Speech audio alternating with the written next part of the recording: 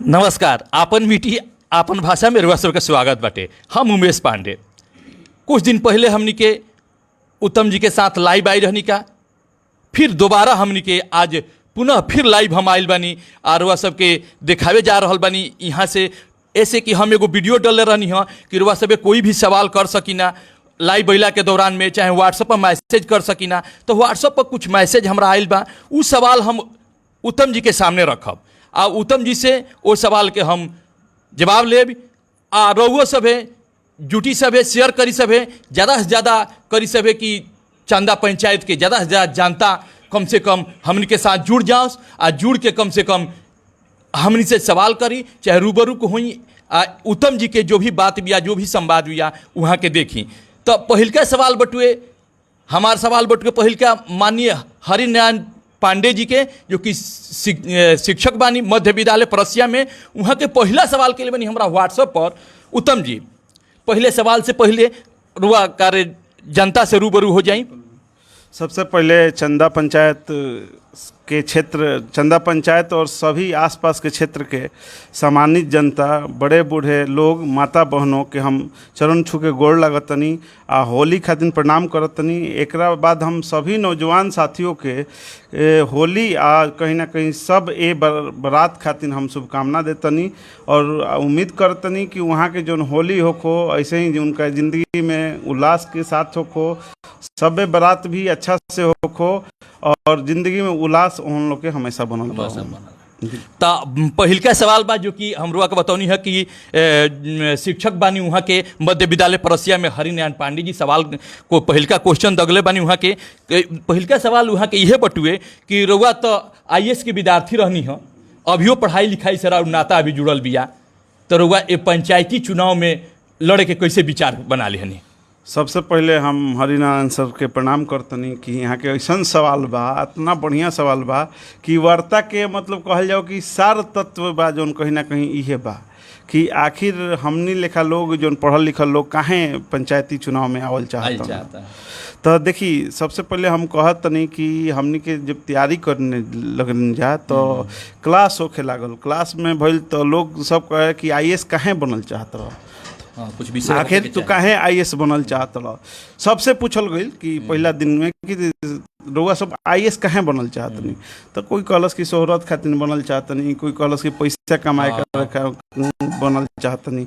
कहीं ना कहीं उद्देश्य रहला कि अपन पद प्रतिष्ठा के बढ़ावल चाहिए, लेकिन विकास के कहीं ना कहीं ऊपर रहल। लेकिन जब सर हमने के का कहले कि ऐसा बाकी तू IAS बनल चाहत रह, तो सबसे पहले तार दिल में का होके के चाहिए, सेवा के भावना होके के चाहिए। कहे कर अर्थ बाकी IAS बनल इम्पोर्टेंट नहीं कि इम्पोर्टेंट बनल ई बाकी रहुआ देश खातिर समाज खातिर का कर सकत, जनता खातिर का कर सकत। क्योंकि IAS के उद्देश्य उहे बा, भले वो रास्ता में कहीं ना कहीं कोनो रास्ता से रहुआ करी। तो सर के जो सवाल बा कहीं ना कहीं हमरा ई लागल कि काफ़ी बढ़िया सवाल बा। तब पहले ये चीज़ 2-3 चीज़ पर हमने के देख लेम जाते इस सवाल के आंसर मिल जाई कि पंचायती राज के जोन बा स्थापना के उद्देश्य का रहला। हमनी की जोन पढ़नी जाए क्लास में कि पंचायती राज के स्थापना के उद्देश्य कहीं ना कहीं जोन पहले देखल जाओ कि भारत में शासन के जोन प्रणाली रहला वो 2 स्तर पर रहला, एगो केंद्र के स्तर पर रहला, एगो राज्य के स्तर पर। तो ओमे का होत रहला कि गांव के लोगों के जोन सरकार से संबंध ना बन पावत रहला, माने वंचित रह जाता, वंचित रहला, कोई भी योजनाओं के कहीं ना कहीं क्रियान्वयन होसई ढंग से ना हो पावत रहला। तो सरकार का कैलस कि पंचायती राज के विकास कैलस, और पंचायती राज के विकास क के 3 भागों में बांटल गई शासन प्रणाली। पहला केंद्र, दूसर का राज्य और तीसर का पंचायती राज। पंचायती राज ये लावल गई कि कहीं ना कहीं जो आम आदमी सरकार से सीधे जुड़े या सरकार भी आम आदमी से सीधे जुड़े, बिचौलिया मत होको, कहीं ना कहीं विकास होको।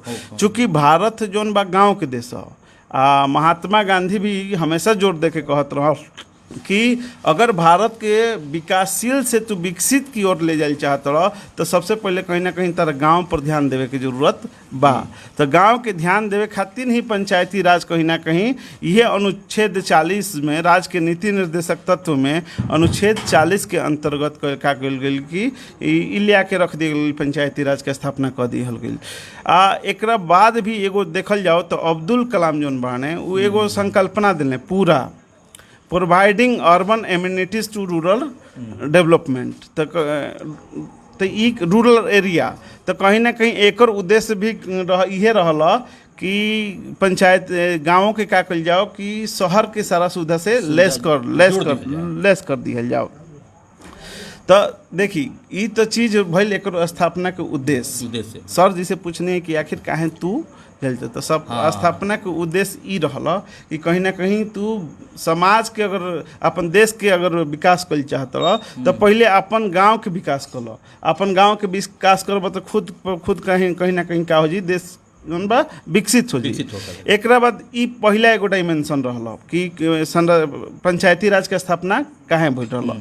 दूसरा हमने के बात कल जाओ कि पंचायती राज के जौन मुख्य तत्व बा ओमे जौन स्थापना कइल गइल बा कैसे कइल गइल बा। तो देखी बिहार में जौन बा कहीं ना कहीं जौन बा पंचायती राज के 6 गो भाग बा। इहे समझ लीनू तो सब समझ जाई कि का करे के बा का नहीं करे के। देखी सबसे पहले पंचायती राज के जौन बा कहीं ना कहीं पहला जौन में होला ग्राम जौन होला सभा होला, एगो अंग ओकर 6 अंग में ग्राम सभा जौन सभा होला। दूसरका होला कार्यकारिणी समिति, तीसरका मुखिया होलन, चौथा जौन होलन ग्राम सेवक होलन, पांचवा जौन होलन ग्राम रक्षा दल होलन, आ छठा जौन होलन ग्राम न्यायालय होला।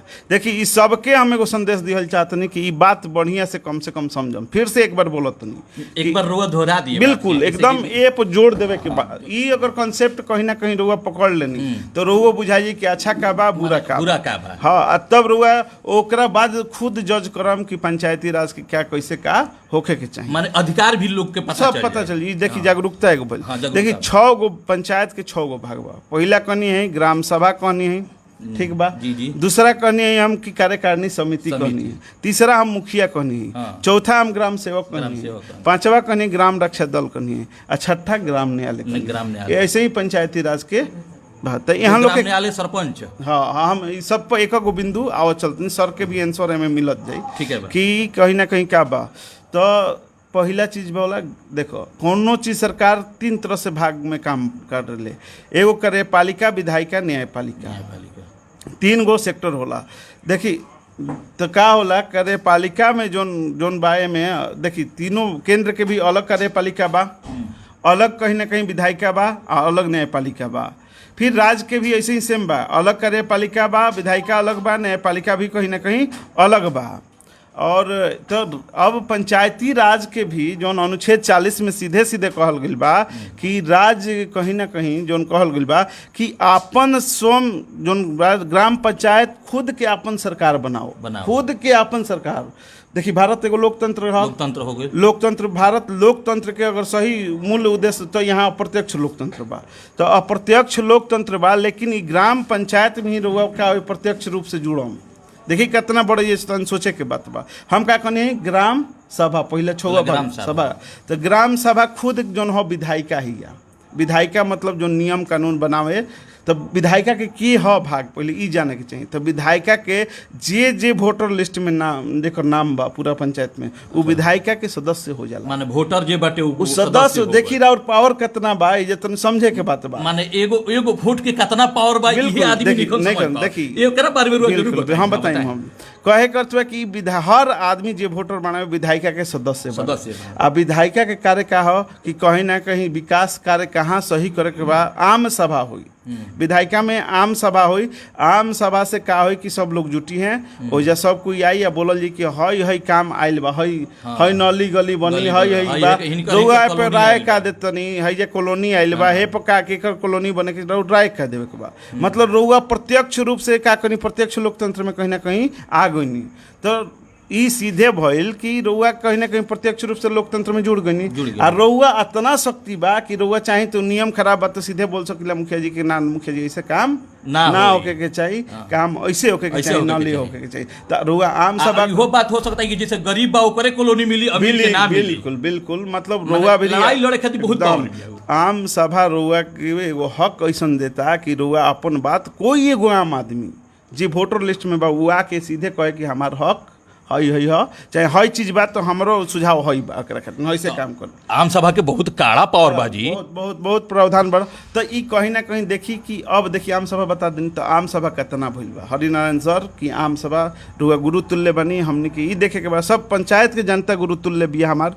तो कहीं ना कहीं हम ई पूछल चाहतनी कि रुआ नज़र में आम सभा कितना भइल बा, अगर आम सभा भइल भी बा तो ओमे के भाग ले ले बा, अगर ओमे कोई भागो ले ले बा तो वो अभी तक का सुझाव दिले बा आ उ अपन पावर समझले काहे नहीं। हाँ इहो बात भी हाँ, है। मान ली कि उ आम सभा में मान ली कि रजिस्टर मेंटेन हो गेल बिया में ऐड हो गेल बड़ानु आ उ अपना पावर के इस्तेमाल नहीं करत। हम लीलाधरपुर के बताओ तनी बात, लीलाधरपुर चंदा में बहुत सारा लोग भरियार में पड़ोसियों में मतलब सब पंचायत में कॉलोनी खातिर मांग होती है हमेशा कि हमार कॉलोनी में नाम बा कि ना, हमार कॉलोनी मिली कि ना मिली। कहीं ना कहीं लोगन के संदेह बा, अगर इहे आम सभा भइल रही तो उजे कहीं ना कहीं लिस्ट टंग गई रही तो खुला हो गई रही तो रोगा पता चल जात कि रोगा कहीं ना कहीं राउर नाम बा कि नहीं के नाम, रोगा के कोई बरगलाइत ना रोगा के कोई पैसो ना लित रोगा से। और ई काहे नहीं होत, पहले प्रश्न इस सिस्टम से बा कि ई आम सभा हो के काहे नहीं कि आवास के लिस्ट भाई लागत, जोन आवास के लिस्ट लागे के चाहिए उ तो लागत नहीं के,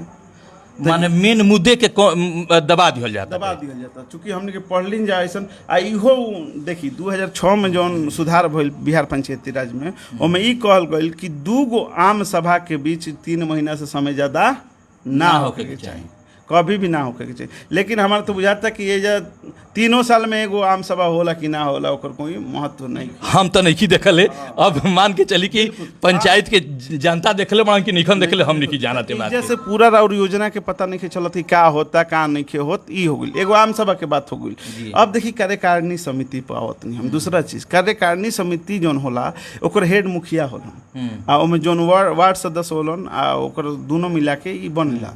कार्यकारिणी समिति के मेन रूप से कामे है कहीं ना कहीं का अपन बैठक बुलाना, का करे के चाहिए पंचायत में एहन लोग के। तो एहन लोग के कार्यकारिणी समिति कैसन बाई तो अब हमनी के नहीं पता चलत कि का होला का ना होला। तो कार्यकारिणी समिति भी कहीं ना कहीं बढ़िया रूप से काम ना करेले, पते ना चलला। तीसरा अगर आइम तो मुखिया जी के काम, मुखिया जी के मुख्य रूप से काम का हो विकास कोई सबसे विकास कैसे का विकास करे के बा ओजा कहीं ना कहीं रुआ आम सभा से करी, कार्यकारिणी समिति से मिल के करी, रुआ कहीं ना कहीं सबके ले के चलते हुए सबके काम करी, योजनाओं को बताई। तो इहो के अब जनता तय करी कि कितना सही होला कितना गलत। चौथा जोन बात कहनी है कि ग्राम सेवक ही एकमात्र ऐसा पद होला जो सरकार के द्वारा नियुक्त होला, सरकारी पोस्ट होला। तो ग्राम हर पंचायत में एगो कहीं ना कहीं जो ग्राम सेवक खातिर जो दफ्तर होके के चाहिए पंचायत में। तो रउआ पंचायत में कहाँ दफ्तर बा कि रउआ जाई आ जाके कहीं कि हमारा हई जन्म प्रमाण पत्र बनावे के बा जी, मृत्यु प्रमाण पत्र बनावे के बा, रउआ वो जाओस रोज ग्राम सेवक रउआ जाके सीधे एगो मिल ली आ कहीं कि हमार हई कहीं ना कहीं हई राशन कार्ड के समस्या बा, हई कहीं ना कहीं वृद्धा पेंशन के समस्या बा, रउआ हमारा कहीं ना कहीं अंत्येष्टि वाला जो देखी मरला के बाद भी 3000 रुपया मिलेला BPL में जे बा, तो ओकर भी कहीं ना कहीं कोई के पता चल रहा। अब अपना ऊपर रहेला कि केकरा के हमरा देवे के बा केकरा के नहीं देवे के, जनता भी नहीं समझ पावत कि ओकरा का कर पता नहीं है। तो ई ऐसनो कुछ होला कि दूर होखला के चलते भी ब्लॉक लोग ना जा पावला ओकरा। तो एजा प्रावधान बा सीधे कि कहीं ना कहीं एगो जोन बा पंचायत में एगो ऑफिस बने के चाहिए, ऑफिस एजा होखबो करी, हमरा जहाँ तक बा कि होखबो करी, पूछम तक जन को दे लोग ऑफिस बा, लेकिन ऑफिस बा मानियो लेनी के ऑफिस बा तो कर्मचारी में रोज जाके बैठेलन, चलियो रोजा कोई के मालूम बा कि ऑफिस बा तो कर्मचारी काहे नहीं कर केकर जिम्मेवारी बनता ई कर कहल केकर ऑफिसो नहीं खेत जिम्मेवारी केकर बनता कि ऑफिस केकर के बनवाई ऑफिस, ठीक बा विचार कल जाए। अंतिम में ग्राम रक्षा दल होला, कहीं ना कहीं ग्राम रक्षा जो दल होला वो मुखिया कार्यकारिणी समिति मिल के तय करला। तो कहीं ना कहीं देखम कि बहुत सारे नौजवान हमने के घूमत ने तो एक बार कह दिहल जाई तो अपने से भले ओकर मान ली फायदा होइत कि ना उ लइकन के क्या होइत, एक बार तय तो कह दिहल कभी अगलगी में कभी कोनो दुर्घटना में उ काम करी काल गइले सरकार हो सकेला कि ओकरा के सरकारी कह दी उ लोग के, ई बात हो गई। अब जोन बा ग्राम जोन बा कहीं ना कहीं अब ग्राम न्यायालय के बात कल जाओ, ठीक बा कि जौन बा ग्राम न्यायालय जौन कहीं ना कहीं देखल जाओ कि ग्राम न्यायालय जौन होला सरपंच से और 9 पंच से मिल के ग्राम न्यायालय बनेला। तो ग्राम न्यायालय कहीं ना कहीं जौन बा एमे ग्राम न्यायालय के का काम हो, कोई भी विवाद के स्थिति में कहीं ना कहीं ग्राम न्यायालय मिल के उ चीज़ के सॉल्व करला। और लेकिन ओमे एगो चीज़ साफ मनाही बा कि कार्यकारिणी या समिति आ मुखिया कोई भी विवाद में ना जी हैं आ कोई भी विवाद के फैसला ना करी, केवल सरपंच करी हैं अपन 9 पंच के। अब पंच के साथ है। अब पंच के साथ है।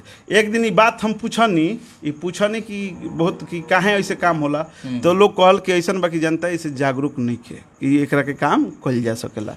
तो हम कहनी कि ये बताएं कि केकर जिम्मेवारी बनता है कि जनता के जागरूक नहीं कल जात कहे कर रुआ भी विवाद आयल, रुआ सीधे कहीं कि हम तो चलो ठीक बा हम रहम, लेकिन ई मेन काम कहीं ना कहीं सरपंच के रुआ उनका के यहाँ जाई। 9 पंच के कहे ला पंच के चुनाव भइल बा, पंच के भी अधिकार दी। बहुत सारे पंच ऐसे ही बाने बेचारा उनकर मालूमे नहीं है कि उनकर अधिकार का हो। इहे चीज बा, तो कहीं ना कहीं ई हमनी के देखे के मिलता। अच्छा कार वहाँ के फिर दूसरा सवाल बटुए जन्नी कि माने जैसे एमे तो बहुत पद रहल ह, बहुत पद के चुनाव हो रहल बिया, लेकिन मान के चली कि मुखिया के चुनाव काहे लड़े सोचनी रहुआ? हम का कहनी है कि सबके काम का बा। मान ले कि हम सरपंच के काम अगर चुनाव लड़तनी, एगो बात कहतनी, तो कहीं ना कहीं जोन बा कि पंचायती राज के मुखिया के का काम करे के चाहिए, वो मुखिया रहम तो हम सबके जागरूक करम। हम देखी कोनो पोस्ट के बुराई नहीं करत ना ओकर बड़ाई करत नहीं। तो कहीं ना कहीं जोन बानू देखी कि हमनी के ई होके के चाहिए कि सबसे पहले अगर मुखिया जोन बा मुखिया अगर रहम हम, तो का हो कि हम चीज़ के जागरूक करम। हम कहीं ना कहीं ग्राम सभा के बारे में भी बतावत तनी। मान ली कि मुखिया कोई दोसर चल जाओ, हम एले मुखिया खातिर बनी कि हमारा लेखा लोग मुखिया पद पर ना जाओ, तो का करी वो बताई। हो सकला कि बताई रुआ का उम्मीद लगता कि बता सकला। बहुत लोग बात जो कि कुछ नहीं बता ग्राम सभा के बारे में ना बताई, रुआ के कार्यकारिणी समिति के बारे में ना बताइए, कहीं ना कहीं ग्राम न्यायालय के बारे में ना बताई, तो कहीं ये सब का हो कि प्रभाव पड़ी। हम कहीं ना कहीं आइम तो हमारा उद्देश्य बा कि हम बताई। माने ई बात भी है कि हम माने जागरूक कइल हम जो जरूरी चाहता नहीं। ई राउर विचार रहलिए माने ए पद पर कार्य चुनाव लड़े। जी जागरूक करके आ जोन बा काम करी हम बढ़िया ढंग से करी। अच्छा दूसरा सवाल बा वहाँ के कि पंचायती राज में, जैसे कि हमनी के पंचायती राज में व्यवस्था जोन बिया जना में चंदा पंचायत के कैसन व्यवस्था होके के चाहिए, ए पर और का विचार बिया? ई माननीय हरिनारायण मास्टर साहब के सवाल बटुए। दोनों क्वेश्चन जन बानू ई कहीं ना कहीं संवाद के सब कुछ सार बा। अगर देखल जाओ तो कि पहले नंबर रुआ पंचायत में आयल कहीं आवल चाहत, और दूसरा के अगर पंचायत में आवत तो रुआ का करम प्रत्यक्ष रूप से यहाँ के उहे मालिक ओकर व्यवस्था कैसन देखल चाहते हैं, माने मॉडल कैसन देखल चाहते? बिल्कुल हम देखी दूगो बात कहनी है कि जोन भी पंचायत होके के चाहिए आज के डेट में स्मार्ट पंचायत होके के चाहिए।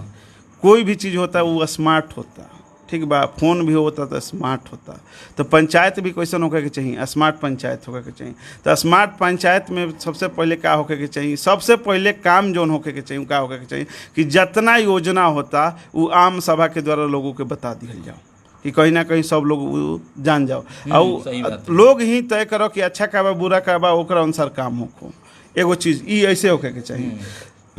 दूसर का चीज़ जोन बा होके के चाहिए कि सबसे पहले जरूरतमंद के काम होके के चाहिए। मान ली कि योजना के क्रियान्वयन तो सबके बता देनी हम। दूसर का चीज ई रहे के चाहिए कि कहीं ना कहीं कि जरूरतमंद के हमरा काम करे के बा, एक बाद सबके काम करे के बा। हमने के जरूरतमंद के अलावा सबके काम करे के बाद जे भी, चूंकि गांव में जो भी बा कुछ लोग छोड़ के सब गरीब रहेला। अमीर लोग जो कहीं ना कहीं जाके देखी शहर बस ध लेला, वो गांव में ना रहेला। वो कोनो न कोनो बाना शिक्षा के कारण चल जाओ, स्वास्थ्य के कारण चल जाओ, वो शहर में चल जाए। तो पूरा जो हम कहनी नु कि अब्दुल कलाम के जो कॉन्सेप्ट रहला कि पूरा प्रोवाइडिंग अर्बन जोन बा की एमिनिटीज टू रूरल एरियाज, तो एकर मतलब भइल कि शहर के सारा फैसिलिटी हम गाँव में दी। तो ये का हो कि पलायन भी रुकी गाँव के। तो ई कहीं ना कहीं योजना के हमने के क्या करे के बा कि सही से क्रियान्वयन करे के बा, आम सभा के द्वारा बता देवे के बा। ठीक एक बाद दूसर का की जरूरतमंद हमने के क्या होके चाहिए योजना के फोकस।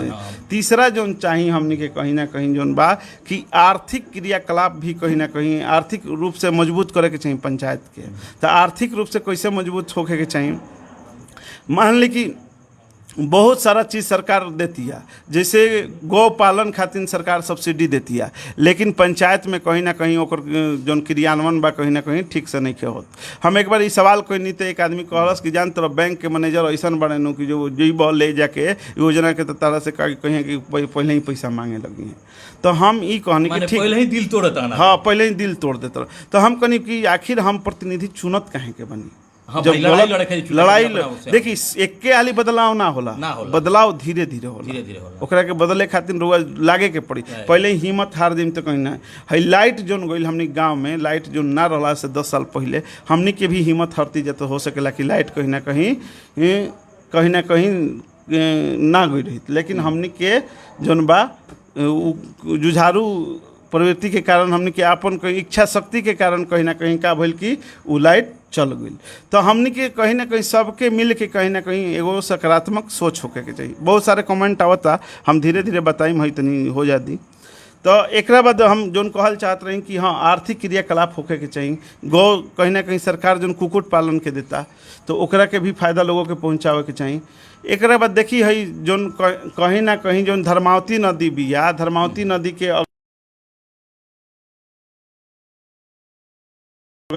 ऐसे कि दीर्घकालिक बा, लेकिन सोच रही तब ना आगे कुछ लोग के माने एगो नौकरी के जरिया हो जाती। तो ई कहीं ना देखिए मशरूम पालन आज के डेट में बा कि मशरूम के कैसे पालन सरकार भी योजना करता, लेकिन गांव में नहीं होता। मधुमक्खी पालन कहीं ना कहीं का हो सकेला, लेकिन कहीं ना कहीं कोई जागरूकता नहीं है। अगर हमने के रोहतास उस्तास जिला में जाइम जा तो कहीं ना कहीं देखत जा कि ये सब काम हमने से बेहतर होता, काहे कि जन जागरूकता ज़्यादा बा। अब रहल कि बेसिक चीज़ जौन बा हमने के कैसे ठीक करे के बा। मान ली कि स्कूल बा, हरि नारायण सर जैसे कि बानी उ परसिया में जौन बानी कहीं ना कहीं पढ़ावत नहीं, तो ओजा जौन 2 गो शिक्षक बाने, एगो बने है के कहला के दोनों जौन बने कहीं ना कहीं आर्ट्स बैकग्राउंड से बने। ओजा मैथ के टीचर निखन, विज्ञान के टीचर निखन न। तो अगर टीचर केकर काम हो, कहीं ना कहीं जनप्रतिनिधि के काम हो कि ओजा बेहतर जाके वीडियो से मिल के हमने एप्लीकेशन भी दिले में जाके मिल के शिक्षा व्यवस्था ठीक कर दुरुस्त कर। बिल्कुल सबके लड़का जौन बा डीएवी में ना पढ़ सकेला, लेकिन स्कूल के डीएवी लेखा कहीं ना कहीं कल जा सकता। देखी का कमेंट आइल बा, देख लिहल जाओ और भी लोग के बात। एगो कमेंट आइल बटे मुमताज जी के, अच्छा कि रउआ के हम काहे वोट दी। देखी बिल्कुल सही बात बा कि कोई के वोट काहे कोई देव। देखी कोई भी प्रतिनिधि के रउआ देखी जब बाणे 3-4 आदमी बा ओकरा के देख ली कि सही। पहला नंबर की वोट देवे के कारण एक बहुत ही सबसे अच्छा सवाल बा मुमताज के हम तय दिल से धन्यवाद देतनी कि वोट काहे दिहल जाओ। मान ली कि पंचायती राज के बारे में हमें जानकारी ना हो, हम आगे के इलेक्शन लड़ जाई। सही बात है, इलेक्शन लड़ जाई तो ओकरा से पूछम न कि राउर का मन सब काहे इलेक्शन लड़तनी, काहे रउआ के हम वोट दी, काहे हम रउआ के वोट दी। रउआ अगर रउआ क दिन ब्लॉक पर जाइला, क दिन का समाज सेवा करेला कि खाली दारू मुर्गा बाटम, तो एकरा से हम कहीं ना कहीं वोट दी। एकरा खातिर वोट दी। रउआ कहे कर अर्थ जितना जनप्रतिनिधि रिस्पॉन्सिबल होने ओले ज़्यादा उत्तरदायी जनता होले। देखी बहुत चीज़ ऐसन बा कि कुछ लोग तो हम इहो देखत नहीं कि पहले ही कह देता कि वो फलानवा जीती हैं, फलानवा हाँ, देखी ई सवाल हमारा मन में चलत रहे। अच्छा ठीक बा, मुमताज जी चूँकि पढ़ल लिखल आदमी बने, तो पहला नंबर की कोई भी प्रतिनिधि के एगो नियम होके के चाहिए, ओकरा पंचायती राज के बारे में जानकारी होके के चाहिए। अगर हमरा खीर बनावे के बाद तो खीर कैसे बनेला ओकरा खातिर हमरा जानकारी होके के चाहिए, तब हम बढ़िया खीर बना सकीला। तो जे भी भाई प्रतिनिधि बा ओकरा पंचायती राज के बारे में बढ़िया नॉलेज होके के चाहिए कि कहीं ना कहीं डाउर जोन समस्या भइल वीडियो से मिल ले हो, कहीं ना वीडियो के सामने बैठ के बात कर जाओ। आज साउथ में, दक्षिण भारत में देखल जाओ तो कहीं ना कहीं ओजा पंचायत के जोन रूप रंग बा कहीं ना कहीं देखल जाओ तो बहुत बेहतर बा। कहीं ना कहीं का कारण बा कि बेहतर होके कारण बा कि ओजे जोन बा लोग पढ़ल लिखल बा, तो पढ़ल लिखल के कारण से कहीं ना कहीं लोग का करता कि ओजा समन्वय बा, लोग समझता एले पंचायत आगे जाता। ई बात हो गई कि काहे वोट दें, पहले तो जानकारी होके के चाहिए। दूसरा कहीं कि हमार कर्म का बा, सबसे पहले कर्म का। दूसरा चीज़ राउर कर्म का बा, राउर कर्म समाज सेवा बा। वाकई में मान लें कि रउआ 10 साल से चुनाव लड़तनी, 5 साल से चुनाव लड़तनी, लेकिन राउर कहीं ना कहीं फोकस होकर मुर्गे दारू आ पैसा दे के राजनीति कैल, तो रउआ कैसे उम्मीद कर सकतनी कि रउआ अच्छा काम करम। हमनी के कहीं ना कहीं उद्देश्य बा समाज काम कैल, राशन कार्ड बनावल, कहीं ना कहीं जरूरतमंद के। रउआ हई नली के बारे में जानत नहीं, हमनी गांव में जोन हम एक बार बहुत पहले नली की चर्चा कर चुकल रही कि कहीं ना कहीं नली जोन बा वो वीडियो हमनी के बनैनी जा वो चीज़ आज नली कम से कम बनती है। तो कहीं ना कहीं सिस्टम के एगो विरोध में विरोध होके के चाहिए, लड़ाई लड़ा तो ओकरा के आवाज उठाओ, आवाज उठेनी गलत सही के तो आवाज उठेंगे। ये ले देखी हम ना जे कोई रहे ओकरा के रुआ वोट दी जे अच्छा लागल ओकरा अच्छा एगो सवाल रुआ सवाल के छिल्ले रहनी है उ सवाल हमरा मन में चलत अटुए कि ए पंचायत के कुछ चुनिंदा लोग बटुए जौन की जनता के गुमराह कर रहल बिया कि फलाना जीत गइलन, चिलाना जीत रहल बड़न, हई जीत रहल बड़न, यहाँ के जीत के बैठल बानी का एकरा पर और क्या विचार बिया? देखिए सबके सरकार एगो अधिकार दिले बा समान रूप से, राजनीतिक अधिकार। अमीर होको गरीब होको बड़ जात के होको छोट जात के ओकरा एगो वोट देवे के बा आ एगो वोट के भी वैल्यू बा सबके समान होला। लेकिन कुछ लोग जोन का होता कि आ जाते मार्केट में आ कहीं ना कहीं लोगों के बरगलावत तड़े कि कहीं ना कहीं हऊ जीतत तड़े हऊ हारत तड़े। हम कहते हैं एनी बॉडी कोई भी व्यक्ति हम अपने के नहीं कहत रौर के रौर आवाज उठा सकेला रे ओकरा के रौर आपन सोच से आपन देखिए एगो वोट जोन बा बहुत काफी कीमती बा। रौर सो विवेक के ओमे काम होके के चाहिए। उ फलाना का कहत नहीं चिलना का कहत नहीं एकरा पर नहीं खेल रौआ कहीं ना कहीं ई देखी कि हम केकरा के वोट कि पंचायत के आगे बढ़ा सकेला ना तो पंचायत के बर्बाद कर सकेला। रउआ कोई के कहला में मत आई कि रुझान हेने जाता रुझान होने जाता है। ये सब कहला से क्या मतलब बा भाई? वो आदमी कहला से क्या कर सकेलन? रउआ उहे वोट के उतने वैल्यू बजाता हूँ कर बा तो आपन रउआ वोट के वैल्यू समझी, आपन जो दिल जहाँ कहता है वो जे वोट दी। हम इहे कहल चाहते नहीं और कोई के ना सुनी रउआ। आई मत कहीं कि उनको से अपील करत जे कहता कि रउआ भाई जनता के सब कुछ ना है, जनता के छोड़ दी कि जनता का करी या जनता ना। रउआ सही गलत के कहे का अधिकार बा कहीं। अब सब मैदान में उतरले बटुए अब जनता देखिए हमरा से सब कहीं ना कहीं बड़ बा। हम ही एगो छोट प्रतिनिधि बनिए में हम सब के हमरा से कोई के व्यक्तिगत लड़ाई नहीं के हम सबके प्रणामो करते हैं जी हमारे प्रतिनिधि बा सबके प्रणाम। माने रउआ सिस्टम से लड़ाई बिल्कुल हमार सिस्टम से लड़ाई बा। अरे चुनाव जीतल हारल अलग चीज बा और संबंध हमार कुछ लोग वाकई में देखी हमनियों ओर से बाणे। हम यह अनुरोध करम कि हमनियों ओर से कोई कटाच गलत बात मत कहो, उनकरे लोग से कोई कटाच बात मत। जनता तय करो कि के अच्छा बा के बुरा बा। जनता के सर्व निर्णय कहीं ना कहीं सर्वमान्य बा, ओकर हम आदर करम ओकर हम। अच्छा हमारा तो बुझाला कि जे सिस्टम से लड़ाई लड़ला उहे विकास के स्रोत होला। बिल्कुल गलत के बोली देख ली और कोई के कमेंट उमेंट हो रहा तो देख ली। अभी तो सब लोग हमनी के लाइक कर रहल बा बहुत सुंदर है नाइस। एगो नसीम मास्टर साहब कुछ सवाल लिखले बनी ऊपर चढ़ गिल बटुए वो सवाल के हम नीचे करत नहीं रुआ तब तक एगो सवाल के जोड़े रुआ के छोड़ के हम जाता नहीं। बोली रुआ जैसे कि अभी नजदीक में हमनी के होली आ रहल बा, शोभे बारात आ रहल बा, ओकरा पर रुआ का कुछ कहल चाहता नहीं? देखिए ये बाकी होली जोन हो कहीं ना कहीं सामाजिक विकास खातिर हो। देखिए विकास के कोई गो पैमाना होला। आर्थिक लोग आज के डेट में आर्थिक विकास के सब समझ लेन। रोग अभी पैसा हो गई वो समझ गए कि तारा और विकास हो गई। अच्छा ढेर लोग ये कहला कि मतलब उनकर दिमाग रहेला कि पैसा वाला ही विकास होला। ये आर्थिक विकास भइल। एगो होला सामाजिक विकास। सामाजिक विकास में कहीं ना कहीं आपसी संबंध के प्रगाढ़ कइल जाला। अगर ये सवाल के हम रोक के आकारे एमडी नसीम मोहम्मद जी के कार्य हम सवाल अगर हम पूछ दी रुआ सामने तो कोनो दिक्कत बा? देखिए वहाँ के सवाल कैले बनी कि आप मुखिया बन के जनता के विश्वास पर कैसे खरा उतरब? बहुत बड़ सवाल भी आई। नसीम जी खुद एगो मास्टर बानी, वहाँ के हम बहुत बहुत धन्यवाद देतनी कि खरा कैसे उतरम। देखिए कोई भी जोन देखिए पंचायत के विकास करे के बनू तो एक आदमी विकास ना करी। हम सिर्फ अगर काल के लिए मुखिया बन जातनी अपना के मुखिया समझ ले वही दिन विकास पतन की ओर चल जाए। देखिए तो सबसे बड़ बात रुआ कह दियानी माने अपना के राजा समझ लियानी तो वही दिन राउर कर चौपट हो जाए। चालू बा रउआ सेवक बन के काम करी। रउआ जैसे रउआ से हमरा कोनो काम करे के बा। देखिए हमारा गांव में बहुत पंचायत में बहुत डॉक्टर हुई हैं, बहुत इंजीनियर हुई हैं। तो हम जब डॉक्टर इंजीनियर सबके समान देखे काम कर सकते। जैसे इंजीनियर के बुला लेनी एक बार पूरा असम्मानित क्यों नहीं उनका के कहीं ना कहीं यहाँ कहनी कि भैया ऐसा बताओ कि हई पंचायत के हमरा विकास करे के बा तो गली नली कैसे बनी, रोड कैसे बनी, तो का कहीं कि हम ना बताइम कि कैसे बनी। वो कहिए नु कि एकदम कहिए। उनका भी नॉलेज बा, कहिए इंजीनियर साहब कहिए कि देखो पंचायत में ऐसे ऐसे काम कर दो, कहीं तुमको एक बार हमरा सलाह लेवे में का जाता। डॉक्टर साहब लोग बाने लोग बहुत बड़ बड़ डॉक्टर बने हमरा, देखी तिवारी जी के यहाँ डॉक्टर साहब रहन बहुत पहले कि आँख के ऑपरेशन करत रहन गाँव में, बहुत पड़ोसिया लोग के कइले में बनी। बहुत लोग के कहीं ना कहीं ओले का भइल कि बहुत लोग के कल्याण भइल। हम सब डॉक्टर से एक बार ऐसा निवेदन करम कि रउआ कहीं ना कहीं एक बार गांव में आके सेवा दी और रउआ ई बताई कि स्वास्थ्य उपकेंद्र स्वास्थ्य के संरचना हमने के पंचायत में कैसे कर सकिला। तो उ का कहिए कि हम ना हमार गांव घर हम ना करम, एकदम वहाँ के वहाँ के कनेक्शन तो ना करम, लगी। हमने के सामान दम जाता हम मुखिया बन जाई में वहाँ के गाड़ी आइला कहीं देखनी हम कहने हम ने मुड़ी घुमा के चल दी। तो वहाँ के कभी हमरा के मुखिया एज ए मुखिया हमरा कुछ ना करी। अगर हमरा वहाँ से काम करे के बाद सबसे पंचायत में सबके विकास करे के बाद तो सबके साथ लेके सबके सम्मान के सम्मान के साथ साथ। लेके तब हम कहीं ना कहीं विकास करवा सकते। माने मिला जुला के अपना आपके हमारा मुखिया नहीं खे समझे नहीं के के समझे के। हमरा उहे समझे होगा कि काल भी हम वही उत्तम रहनी आज भी वही उत्तम बानी।